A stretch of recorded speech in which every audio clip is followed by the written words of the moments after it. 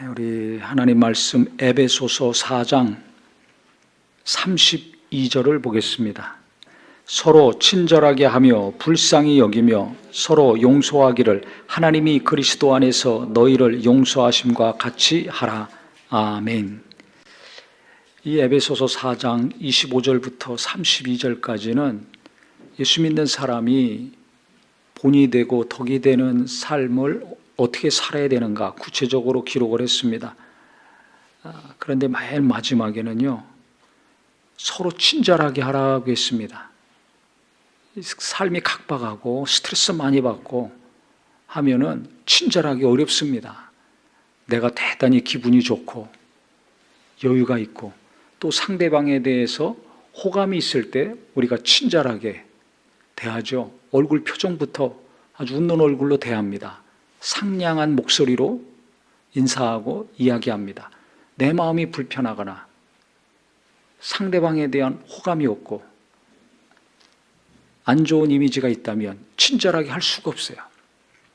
또 겉은 친절하지만 속은 전혀 친절하지 않는 거 우리가 매장에 가면 느끼죠. 장사해야 되니까 손님을 받아야 되니까 겉은 친절한 것 같은데 속은 전혀 아니라는 것을 우리가 감각적으로 느끼지 않습니까? 그래서 내 기분이 좋지 않은데 상대방에 대해서 호감이 없고 잘해주고 싶은 마음이 없는데 억지로 친절을 행할 때 이 감정 노동이라고 그러죠. 이게 대단히 힘든 겁니다. 근데 성경에서는 서로 친절하라 그랬어요. 서로. 그러니까 예수 믿고 하나님의 자녀면 서로 친절하라 그랬습니다. 근데 이게 어려운 겁니다. 이 가족 간에도 친절하지 않잖아요. 가족 간에도 친절하게 말하고 대합니까? 불친절할 때가 더 많아요. 감정 섞인 말로 상처를 주고받게 할 때가 더 많아요. 그 예수 믿으면 서로 친절해야 된다는 게 이게 너무 마땅하고 당연한 건데 나는 가정에서부터 이게 왜 안 될까? 두 번째는 불쌍히 여기며 그랬습니다. 불쌍할 때도 있지만 미울 때도 있잖아요. 어느 때가 더 많습니까? 그럼 마음에 안 들면 아예 불쌍히 여기는 게 뭐예요? 그냥 안 보고 관계 끊어버리죠. 자꾸 신경 쓰이니까.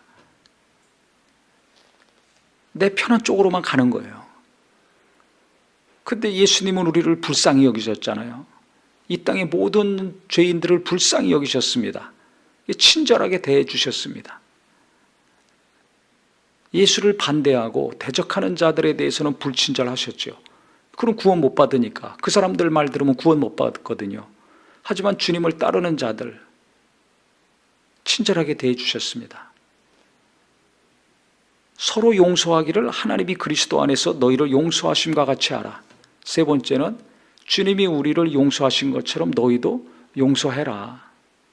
이렇게 말씀하셨습니다. 근데 용서가 이게 되는 사람도 있지만 아무리 기도하고 용서할래도 용서가 안 되는 사람이 있어요. 그러면 언제 이게 용서가 되고 불쌍히 여기지 않고 계속 생각만 해도 화가 나고 욕이 나오는 사람이 있는데 언제 그 사람이 불쌍하게 되고 또 도무지 웃는 얼굴로 만나기는커녕 쳐다도 보기 싫은 사람이 있습니다. 눈이 마주치기도 싫은 사람이 있어요. 그런 사람을 어떻게 친절하게 평안하게 대할 수 있을까? 불편한 감정 없이 편한 마음으로 선한 마음으로 만나고 대화도 할 수 있을까? 이거 언제 되는 줄 아세요? 갈라디아서 2장 20절에 답이 있습니다. 내가 그리스도와 함께 십자가에 못 박혔나니 이제 내가 사는 것은 내가 사는 것이 아니라 내 안에 그리스도께서 사시는 것이라. 내가 육체 가운데 사는 것은 나를 사랑하사 자기 목숨을 버리신 하나님의 아들을 믿는 믿음 안에서 사는 것이라고 했습니다. 내가 죽으면 그리스도만 십자가에서 죽는 것이 아니라 예수님과 함께 내가 죽으면 이것이 됩니다. 친절이 돼요. 웃는 얼굴로 만나요. 겉은 웃고 속은 굳어있는 것이 아니라 평안한 마음으로 호의적인 마음으로 대하고 인사하고 이야기할 수 있습니다. 남들이 비난하고 욕하는 사람 같이 손가락질하고 비난하지 않고 불쌍히 여기는 마음이 생깁니다. 누군가 나에게 고통을 주고 아픔을 주고 하지 않은 거 했다고 누명을 뒤집어 씌우면서 자기를 높이고 나를 짓밟으려고 한다 할지라도 그 사람이 불쌍해지고 용서가 됩니다. 당장 안 되더라도 며칠 지나면, 몇 시간 지나면 마음이 누그러지고 용서가 됩니다. 왜 그럽니까? 내가 죽으면 그게 돼요. 내가 죽으니까 내 마음이 아니라 예수가 내 안에서 사시니까 예수님의 마음이 나를 지배합니다. 이게 중요한 거예요. 그래서 예수 믿는 사람이 가장 중요한 것은 무엇인가? 내가 죽고 예수님이 사는 것이 제일 중요합니다. 그러면 삶이 평안해지고 신앙생활도 수월해집니다. 왜 신앙생활이 어렵고 사는 게 어려운 줄 아세요? 예수님 마음이 아니라 내 마음을 가지고 사니까 그런 거예요. 불친절한 거 왜 그래요? 내가 기분 나쁘니까. 저 사람한테 내가 어떻게 친절하게 돼? 또 그 사람이 아무리 나한테 좋게 한다 할지라도 지금 내 마음이 불편한데 그게 내 마음이잖아요. 그러니까 친절할 수가 없어요. 불쌍히 여겨? 용서를 해? 이게 안 되는 거죠. 친절하게도 안 되는데 무슨 궁일이 나오고 무슨 용서가 나옵니까? 이건 더 수준 높은 건데 수준 낮은 것도 안 되니까 높은 거는 더 안 되는 거예요. 그러니까 신앙생활이 어렵죠. 부담도 되고 알면서 내가 못하니까 거기서는 좌절과 정죄감도 있을 수 있고 그런 거 신경 안 쓰는 사람은 내 마음이 힘들다는 것 때문에 내가 성경대로 살지 못하는 거 이런 건 신경 안 쓰고 당장 내 마음이 이것 때문에 힘들고 저것 때문에 힘들다고 한숨 쉬고 하소연하고 짜증내며 삽니다. 그게 왜 그렇습니까? 내가 십자가에서 그리스도와 함께 죽지 않아서 그렇습니다. 예수님 믿고 구원은 받았지만 그 다음부터는 성경 볼수록 기도할수록 예배할수록 주님을 알아갈수록 내가 십자가에서 처리가 돼야 되는데 이게 안 되는 거예요. 이게 관건입니다. 그래서 자기가 죽은 사람, 죽기 싫어서 몸부림치는 그 자아가 죽은 사람의 특징이 있습니다. 죽은 사람은요, 친절해요. 불편한 감정이 오래 지속하지 않습니다. 근데 내가 누군가 때문에 계속 불편한 감정이 지속된다. 이게 내가 살아있다는 증거입니다. 그 사람 탓할 필요 없어요. 내가 예수 제대로 믿어야 되잖아요. 그러니까 슬픔이라든지 고통이라든지 아픔이라든지 원망이라든지 좌절이라든지 우울한 마음, 불안한 마음, 걱정, 근심, 염려 이것이 계속 지속되는 거 삶이 어려우니까 아니 똑같은 상황이라 할지라도 그것이 얼마 안 가서 없어지는 사람이 있습니다. 자기가 죽은 사람들은 그게 없어져요. 내 힘으로 안 된다는 걸 알거든요. 그러니까 하나님께 맡깁니다. 기도합니다. 주님께 맡겼으니까 주님께 기도했으니까 주님이 이루실 것이라는 믿음이 있습니다. 내 마음으로 내 힘으로 내 능력으로 안 돼요. 그러니까 내가 죽으면 첫 번째 나는 스스로 아무것도 할 수 없습니다. 예수님이 하신 것처럼 그것이 일상생활이 됩니다. 근데 죽지 않으면 내가 첫 번째로 나섭니다. 그래서 내가 힘을 쓰고 내가 노력하고 뭔가 열심히 해가지고 해결하려고 합니다. 첫 출발부터 내가 나서는 거예요. 내가 주인공이 돼요. 내가 해결사가 되는 거예요. 근데 내가 죽은 사람은 십자가에서 자기가 죽은 사람, 자아가 죽은 사람은 처음부터 어떻게 해야 됩니까? 저는 못합니다. 이렇게 나갑니다. 내가 달려가지 않아요. 내가 앞장서지 않아요. 내가 해결사가 아니에요. 내가 주인공 되려고 안 해요. 예수님을 앞세웁니다. 내가 죽었는데 왜 내가 나와? 이게 다릅니다. 시작부터가 다릅니다. 우리는 무슨 일 있으면 내가 해결하려고 그러잖아요.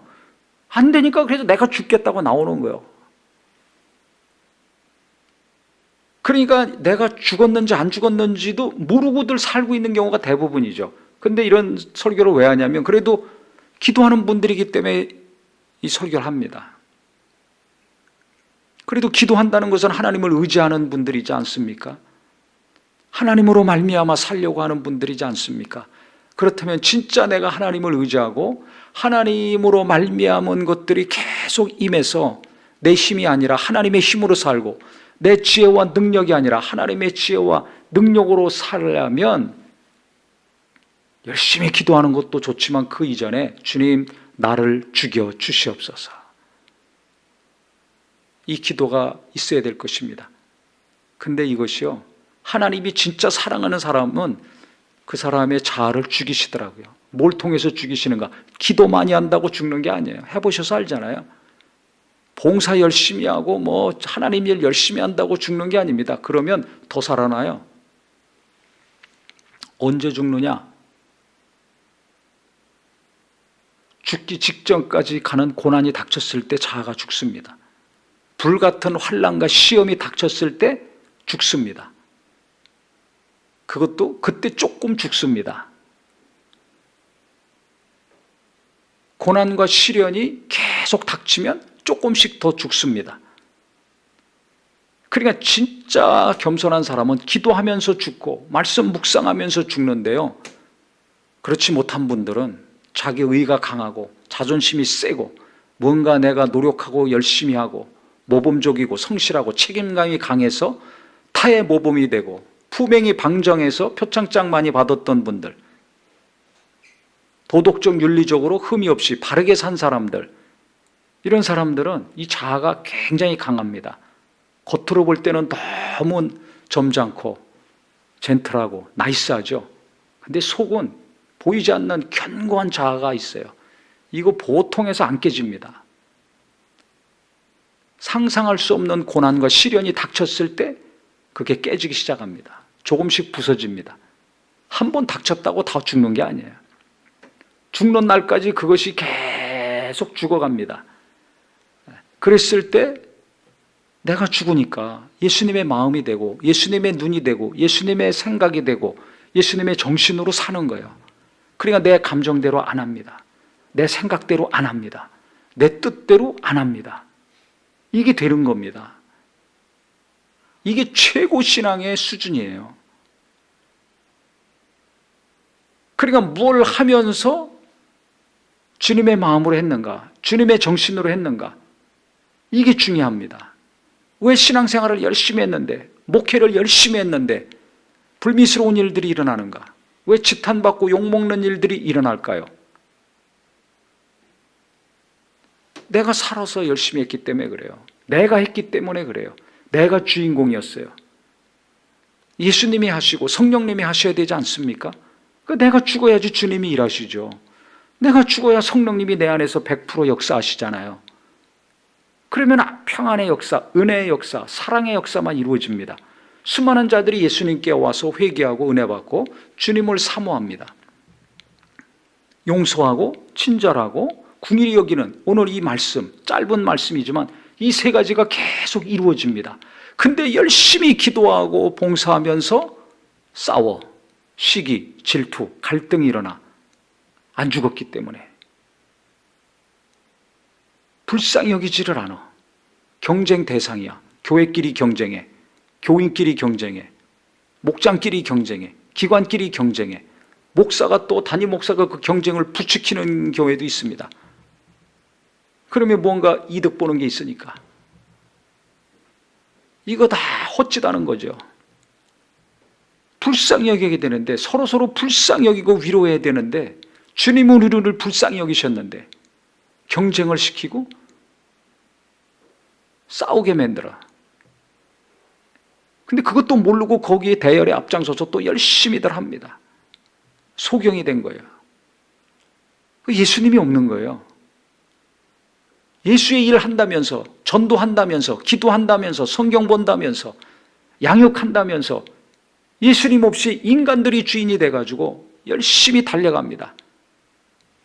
나중에 열매가 무슨 열매가 맺혀집니까? 그렇게 기도했는데, 그렇게 성경 공부했는데, 그렇게 제자 양육했는데 뭐 예수를 닮아가기는 뭘 닮아가요?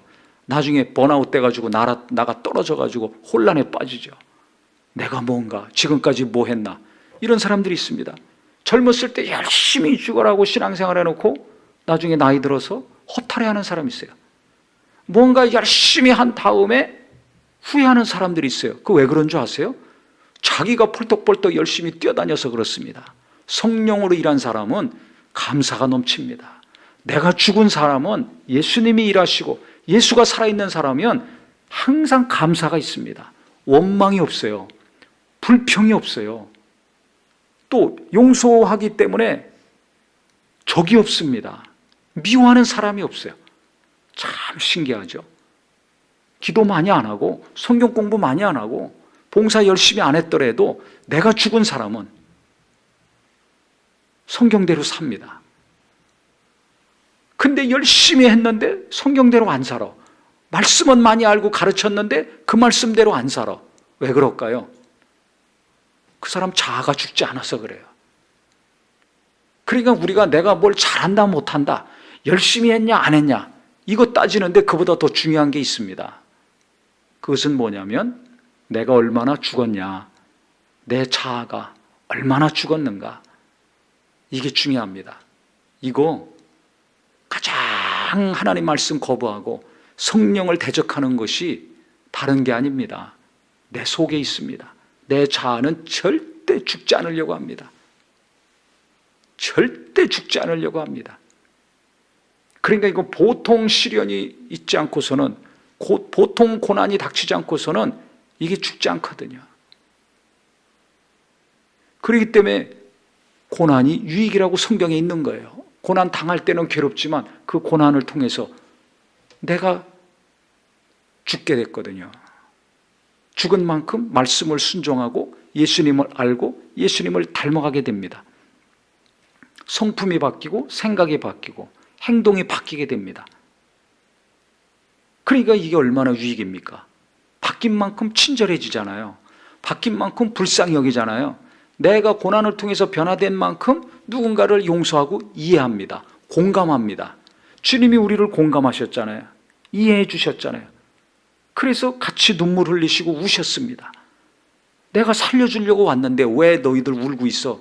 정죄, 비난, 야단치지 않았습니다. 마리아와 마르다 만나셔서 나사로가 죽었을 때 눈물 흘리셨습니다. 살려주시려고 오셨는데 같이 우셨어요. 믿음 없다고 지적하지 않으셨어요. 공감해 주셨습니다.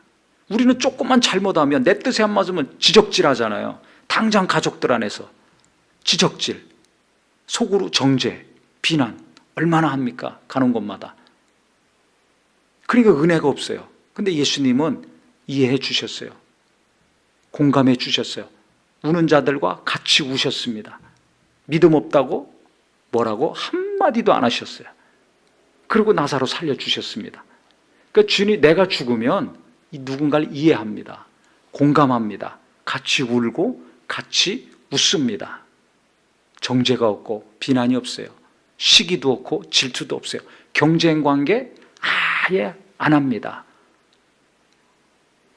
그래야 마음이 평안하잖아요.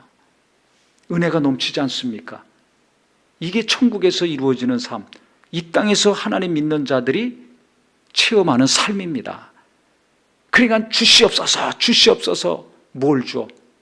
나를 죽여 주시옵소서. 이것이 먼저가 되기를 예수 이름으로 축원합니다. 고난이 닥쳤을 때 주님께 맡깁니다. 내 힘으로 안 됩니다. 주님께 맡기고 내 뜻대로 내 힘으로 하려고 했던 건 무엇인가 깨닫고 돌이키고, 그래야여서 우리가 갈수록 나는 죽고 내 안에 예수가 사심으로 주님이 나를 대하신 것처럼, 우리를 대하신 것처럼 서로를 대하고 친절히 대하고 불쌍히 여기고 용서하고 긍휼히 여기고 이해하고 공감할 수 있는 귀한 삶이 되시기를 예수님의 이름으로 축원합니다. 기도하겠습니다.